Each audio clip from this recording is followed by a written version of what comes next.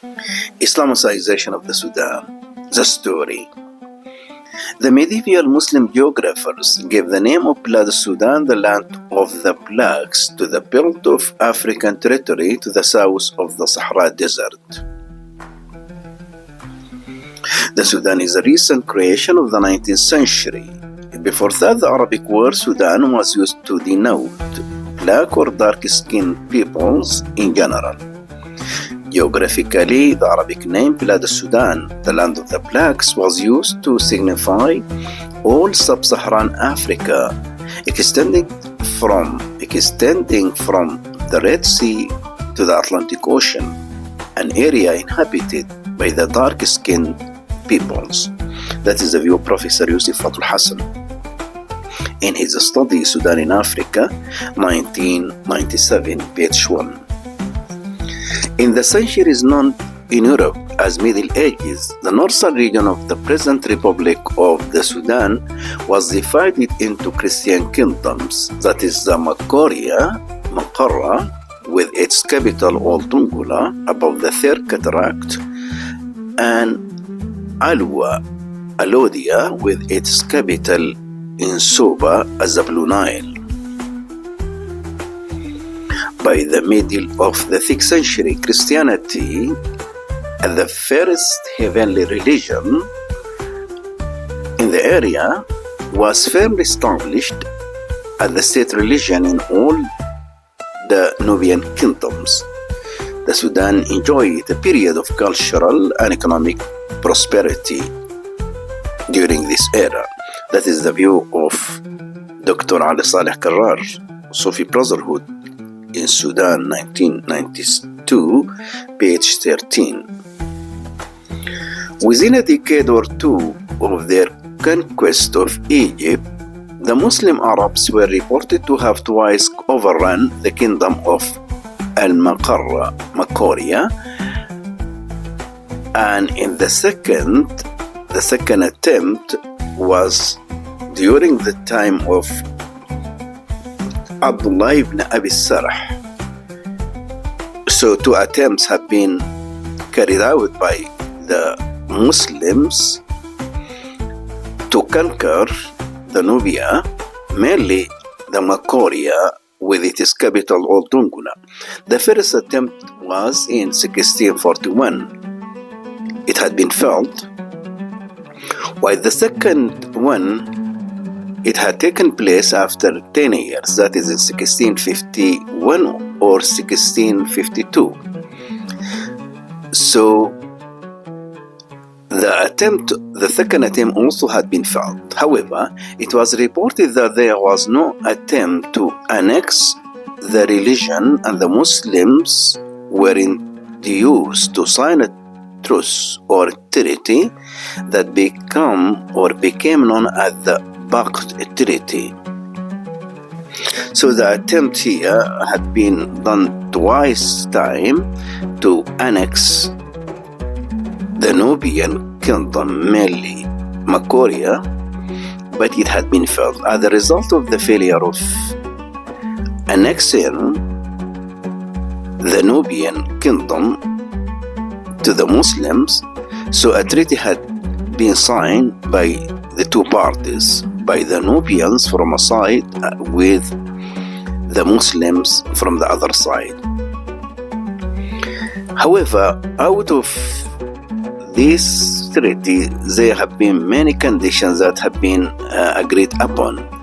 For example, the Nubians were to take care of the mosque the Muslim had built in the outskirts of Dongola, to allow Muslims to perform their prayers there, and they here refer to the Muslim that the mosque should come to be clean, to be light, and to be honor. And of the treaty condition, every year the Nubians were to pay to the leader of the Muslims 360 head of slaves, and should return to the land of Islam any slaves that might seek refuge in Nubia. The Muslims on their side pledged peace and security towards the Nubians as long as they abided by the terms of the treaty. The Pact Treaty proved to have been of great importance and significance to the development of relations between Egypt and Nubia. In fact, it was considered as the basis of good neighborhood relations between Egypt and Nubia for a period that extended almost for 6 or 7 centuries. The Pact Treaty could not stop the Arab migratory movement, especially across Nubia to the region beyond.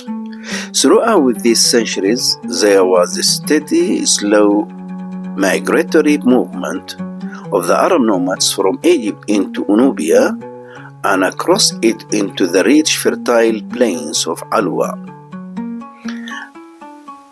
Under the Mamaliks, Egypt seemed to have adopted a policy of creating a vassal state on its southern border. Under the Mamluks, Egypt seemed to have adopted a policy of creating a vassal state on its southern border. The presence of many Arabs who settled there and intermarry with the local inhabitants was also another important factor in the creation of a new Islamicized generation. Soon, there was no need to send a Muslim prince from Cairo to occupy the throne. Instead, the Arabs made use of the maternal line system of succession that was common among the inhabitants of the Sudan, and by the virtue of which the Arabs became the rulers of Nubia. See Osman Muhammad Eid, the Khalwa, as an Islamic educational institution in the Sudan. PhD thesis submitted to the University of Edinburgh, November 1985. For the first time, and by the virtue of that system of succession, I mean here the maternal line of succession that followed by the Nubians, a Muslim, Saif ad-Din Abdullah Barshambo, a nephew of King Dawood, was raised by the Mamalik by the Mamalik help to the Nubian throne, and Dongola itself fell to the Muslims in 1317 AD. Thus, the Islamicization of the kingly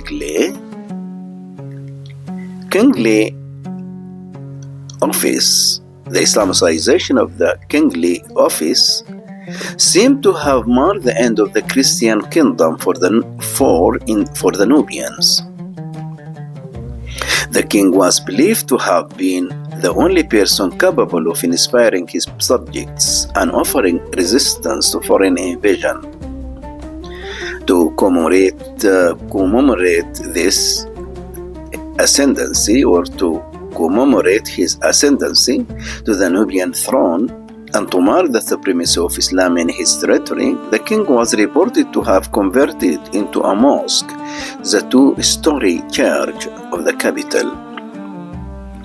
The fall of Dongola to the Muslims seems to have removed the barriers and led to the mass immigration of Arab tribes then.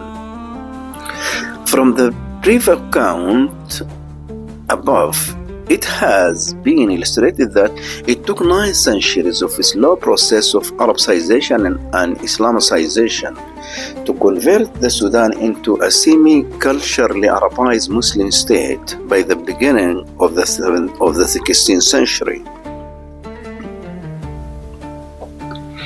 During this long period, there seemed to have been no evidence of any serious attempt from the Muslim rulers, in particular those of Egypt, to annex the Sudan to Dar al-Islam or to the abode of Islam, or even to have been seriously concerned about the affairs of their fellow Muslim Arabs.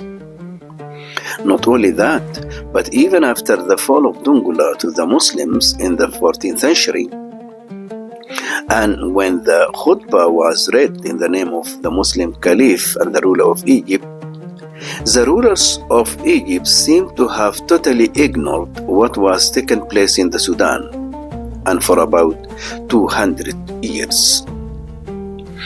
However, with the fall of Makoria, with its capital Old Dongola, and the mass migration of the Arabs, now I would like to reflect the situation with the second or with the other Nubian kingdom, that is Alodia or Alwa. So by the end of the Christian kingdom of Alwa, by the way, Alwa is different.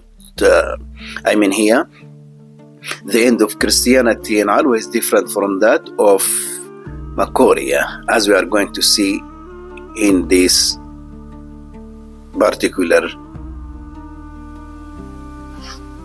presentation. So the end of the Christian kingdom of Alwa was brought about by an invasion of a people known as Funj, whose origin was not certainly known. The Funj were thought to be an Arabian tribe who had fled from Arabia when the Abbasid came to power. They came first to Abyssinia, then entered the eastern Sudan and settled there. Some historians think that the Funj came from the kingdom of Borno, west of the current Chad. Others thought they were the Shuluk tribes who lived in the south of the Sudan. However, the Funj united with infiltrating Arabs and destroyed the kingdom of Alwa. The end of Alwa or Alodia was the end of Christianity in the Sudan. The kingdom of Alwa was replaced by the Funj Sultanates. The Funj moved their capital from Soba to Sinnar, 180 miles south of the present-day Khartoum.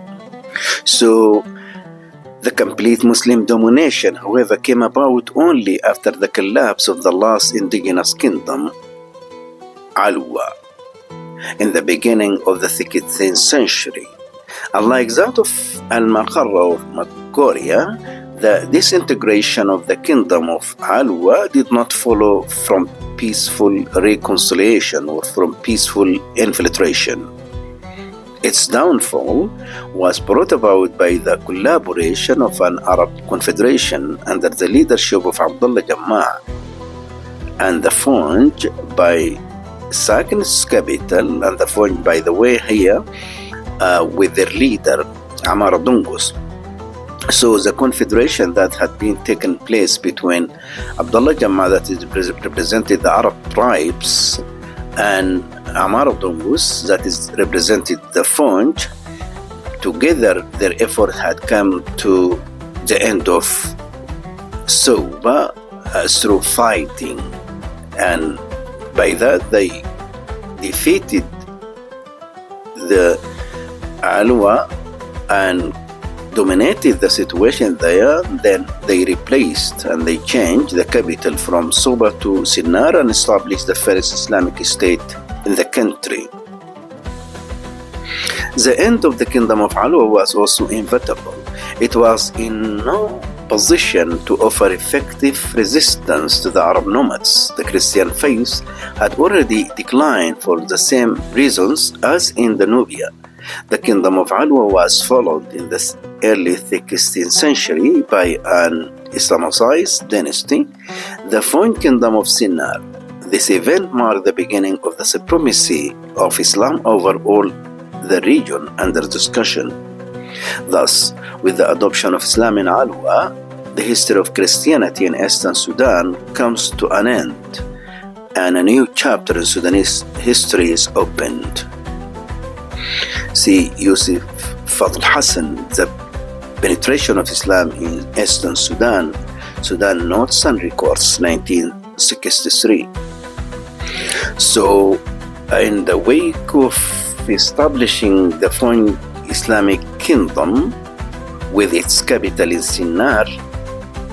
The situation started from 1504 until 1821.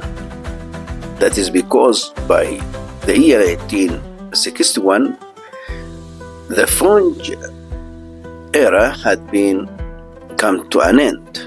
That is because the invasion of the Turkish troops to the country had come to the end of the first Islamic state in Sudan. Throughout this period, the kingdom attracted through the French Sultanate, the Islamic kingdom of French or the French Sultanate attracted multitude of Arab and Muslim traders, teachers, and holy men. Gradually, Arab tribes penetrated deeper into the society and intermarried with the local inhabitants. The Sudanese communities began to be affected by a slow and gradual change as they emerged from the medieval age. The French ruling court played an important role in encouraging those Muslim Arab teachers and holy men, Sufis, to settle in the country and to instruct the local people. Therefore, in the beginning of the 17th century, there was a great number of prominent Muslim teachers and scholars in the Sudan. That is the view of Salah Omar al-Sadiq in his book, The Dawn Tombs of Eastern Sudan, 2000, page 4. The migration of Arabs. Two primary migrations contributed to the expansion of Islam in Sudan of the Nile Valley.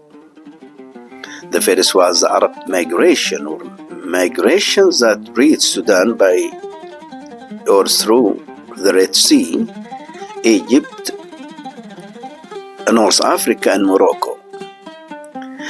Two main phases were associated with the spread of Islam. The first was the role of Arab immigrants, the majority of whom were Bedouins and merchants. This was a preparatory stage that preceded the establishment of Islamic Sultanate in Sinnar. However, the spread of the Islamic faith at this stage was nominal in many ways. However, the nature of the Islam that had been disseminated by the merchants and by the Bedouins in its very essence had been described as nominal, as many cases have been shown in this regard. The second phase was associated with a group of Sudanese from Nubia who became Arab-obsessed and served as an example of those who rose from the guidance of Islam and fully represented its teachings, the Hijaz, Egypt, and the Maghreb.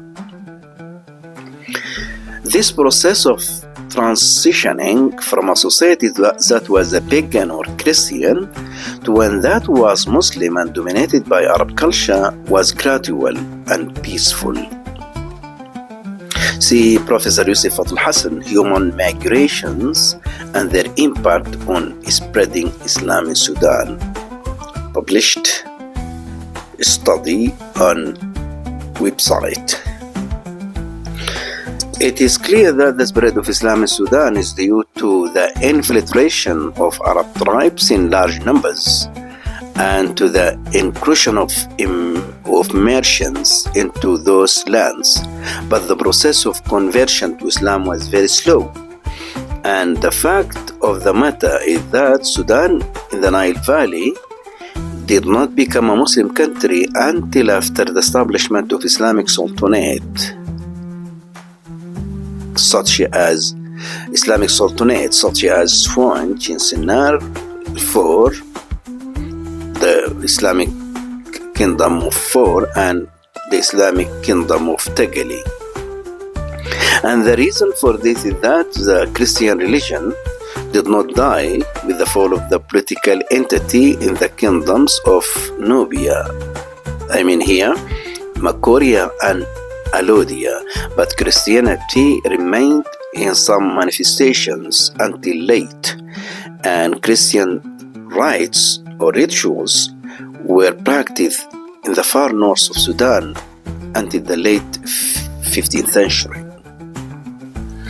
And instead of consolidating the state of Islam and backing their missionary efforts by sending batches of ulama scholars and establishing institutions of learning in the new acquired Muslim territories, the Mamalik seem to have left the Muslim Arab nomads on their own. Thus, the first generations of Muslims seems to have been denied the opportunity or even their entitlement to build up a genuine Islamic heritage and to spread genuine Islamic teachings.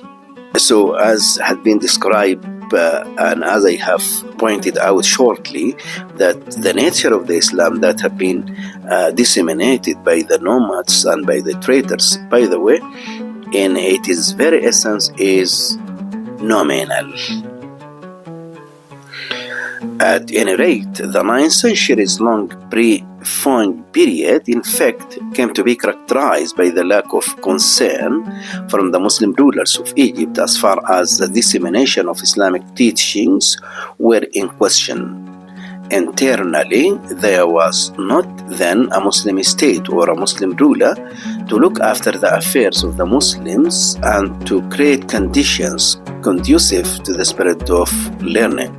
Hence, the acute scarcity of ulama who would have shouldered the task of spreading genuine Islamic teachings to the Sudanese Muslim then was lacking. As evidence of the scarcity of Muslim learning and teachers during the 9th centuries of pre-Fund era, only very few and vague references seem to have reflected that period. Nevertheless, the responsibility of dissemination of Islamic teaching in Sudan at that time was not shouldered by official missions, but was carried out by the voluntary efforts of individual teachers dedicated to the cause of Islam. The earliest teachers on record to have settled in Sudan was said to have been a Yemeni Arab called Ghulam Allah Aid ibn al-Rikabi. So Ghulam Allah Aid al-Rikabi, by the way, was the first scholar to arrive to the Sudan at that time with an individual effort, dedicated his time and dedicated his life to the spread of science and knowledge, and at the same time spreading the true genuine of the Islamic teachings.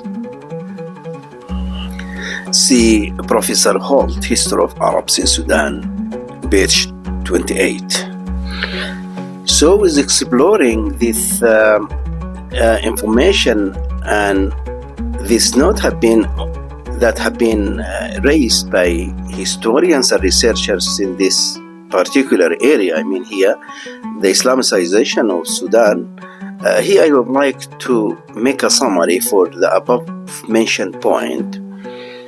And I would like to say, throughout intermarriage and interaction between the Arabs and the indigenous inhabitants, Islam crept into the country.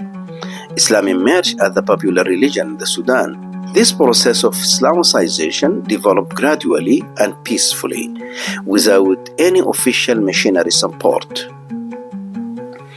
It can be said that the process of spreading Islam in Sudan was a long and slow process that took a long time, and the end result was Islam that was a son of its Sudanese environment. So, however, the peaceful treaty that had been signed between the Nubians and the Muslim in 1651 or 1652, by the way, had paved the way to the migration of the Arabs, mainly the merchants and the nomads, the Bedouins, by their command, and then with their intermarriage with the local Nubians, that has played the great role in the dissemination of Islam in Sudan. That is the first point should come to be taken into consideration. The second point is that Islam has been spread peacefully. There is no conflict that had been taken place. There is no armies that had invaded the country and then established the Islamic State. So the nature of the Islam that had been given to the Sudanese, in other words, the Islam that had been grown up in the Sudanese soil following 9 centuries with the coming of the Arab until the establishment of French Sultanate. By the way, it come to be described as the son of the Sudanese environment. Very tolerant religion, very peaceful, and so flexible, and come to reconcile, as we are going to see, to reconcile with the new environment. I mean here, the new African environment. So according to Sharaf ad-Din Abdul Salam, in his study, Contemporary Sudanese Muslim Senates, Legends in Socio-Cultural Context, PhD thesis, University of Indiana in 1983, the Sudanese Muslims' culture is the product of the acculturation process that began in the 7th century AD and took place over the following centuries between the immigrant Arab Muslims culture and the indigenous Nubian culture. So one of the findings, according to this study, is that the Muslim Arab culture came to replace the local indigenous Nubian culture, that is by the beginning of the 7th century.